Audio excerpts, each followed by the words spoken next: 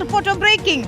റിമാൻഡിലുള്ള A Padmakumar അടക്കമുള്ള പ്രതികളെ ചോദ്യം ചെയ്യാൻ അനുമതി തേടിയുള്ള അപേക്ഷ ഉടൻ കോടതിയിൽ സമർപ്പിക്കും. സാമ്പത്തിക ഇടപാടുകൾ കേന്ദ്രീകരിച്ചാണ് അന്വേഷണം. എസ് ശരനാണ് ചേരുന്നത്.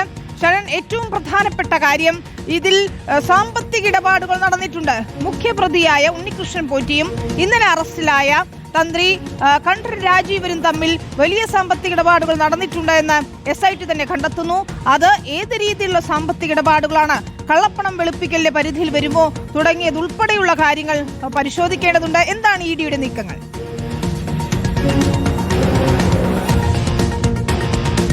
വിനീത, ഇതിന് പിന്നിൽ വലിയ സാമ്പത്തിക ഇടപാടുകൾ നടന്നിട്ടുണ്ടെന്നുള്ള കാര്യത്തിൽ യാതൊരുവിധ സംശയവുമില്ല. എന്തായാലും ആ സാമ്പത്തിക ഇടപാടുകളുടെ മറവിൽ കള്ളപ്പണം വെളുപ്പിക്കൽ നടന്നു എന്നുള്ളതാണ് പ്രധാനമായും ED പരിശോധിക്കുന്നത്. ഇതിൽ ഏറ്റവും പ്രധാനപ്പെട്ട കാര്യം, ഇന്നലെയാണ് ED ECI രജിസ്റ്റർ ചെയ്യുന്നത്. അതിന് തൊട്ട് പിന്നാലെ നമുക്ക് കാണാൻ കഴിയുന്നത് വേഗത്തിൽ തന്നെ തുടർ നടപടികളുമായിട്ട് മുന്നോട്ട് പോകുന്ന ED ആണ്.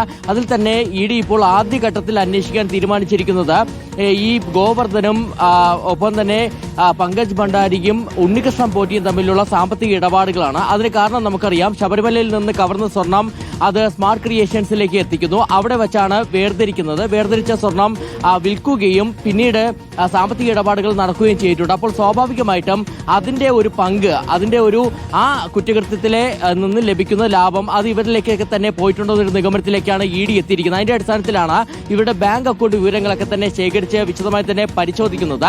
ഏതെങ്കിലും വിധത്തിൽ അനധികൃത സമ്പാദ്യം കണ്ടെത്തുകയാണെന്നുണ്ടെങ്കിൽ സ്വാഭാവികമായിട്ടും അത് മരവിപ്പിക്കാനുള്ള നടപടികളിലേക്കായിരിക്കും ED കടക്കുക. അതിനുശേഷം EDയുടെ നീക്കങ്ങളും ഈ കേസിൽ നിർണായകമാണ്.